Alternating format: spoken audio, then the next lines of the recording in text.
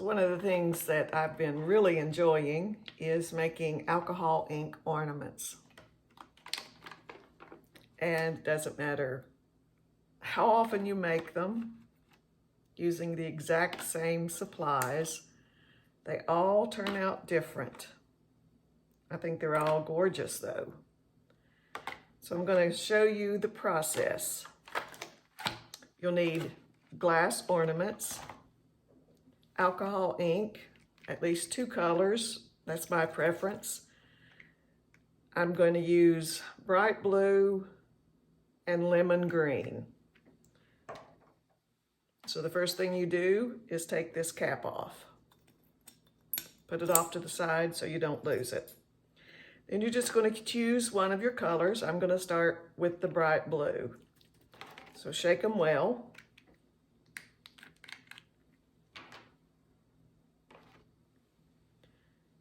Tilt the ball and put some drops in. Let it just go down the sides.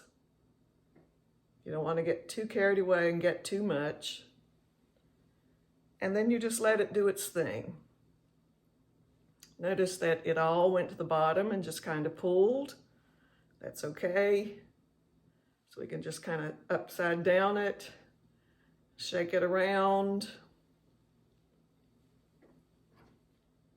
Now, in a perfect world, you would set this off to the side and let it dry for 10 or 15 minutes. And so you can either put it back in the box that it came in, or just take a little cup and set it in that cup. So it's setting here. Notice how it's pulled in the bottom again. So as long as this ink is liquid, it's going to do its thing. But because I don't care if it blends and mixes, I'm going to just go right on to the next color, which is this lemon green. Now when you're choosing your colors, keep the color wheel and color principles in mind.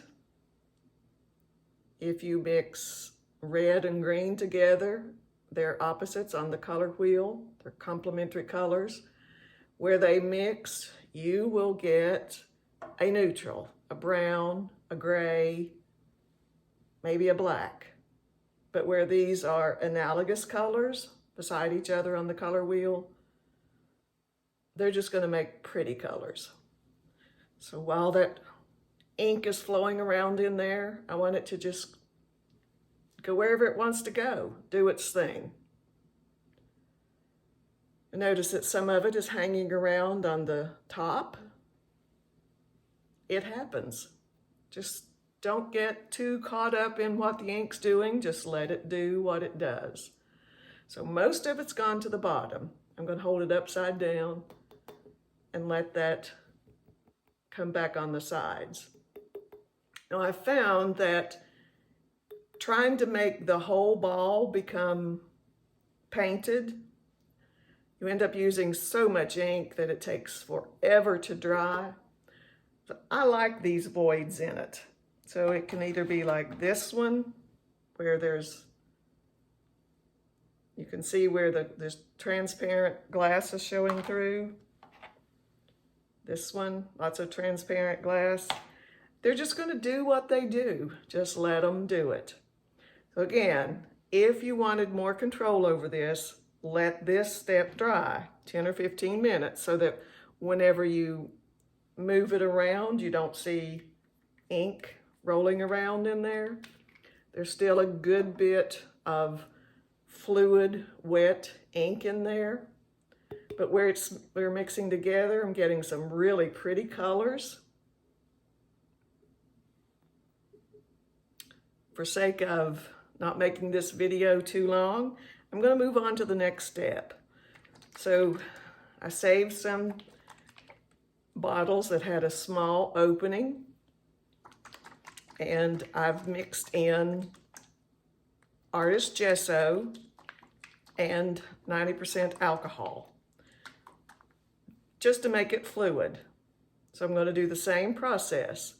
I'm going to hold the ball diagonally Looks like this one has dried up on the tip. Thankfully, I have another one.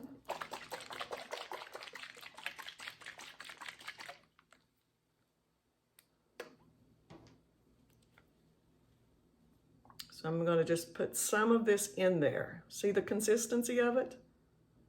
It's probably like heavy whipping cream. I don't want too terribly much in there because this takes a lot longer to dry.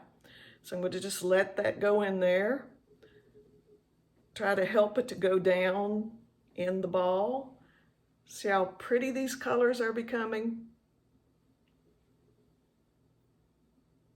Again, in a perfect world, you'd let this dry. And if you wanted to put something else in it, you would. I happen to really like the way this looks. So I'm going to say that's it. Notice that it's still running around in there. So you can just kind of hold this ball and twirl it around so that you get lots of different patterns, lots of different nuances of these colors where they blend together. So the last thing that you would do would just be set it off to the side. Try to notice it every 5-10 minutes. And if it's pooling too much on the bottom, turn it upside down, let that liquid go somewhere else, and then leave it open. Don't put the cap back on it for a day or two so that you know it is 100% dry. Because I don't think mold would grow on the alcohol. I don't know about the gesso, so we don't want to take a chance on mold growing inside there, so we're going to just let it dry completely. But I'm going to look how pretty that is. Now here's my final little tip for you. To put this back on,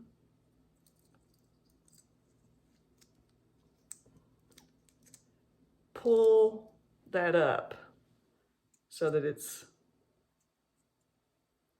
just like that. And to show you how to put it back in easily, just fit the cap on. Oh, and then push that back in. Easy peasy. So I'm going to take it back off so it can dry. So there you have it.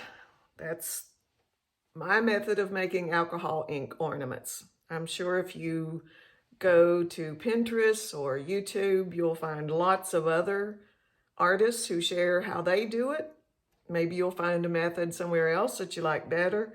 This just works really well for me with what I have on hand. I hope you'll share yours with me on social media.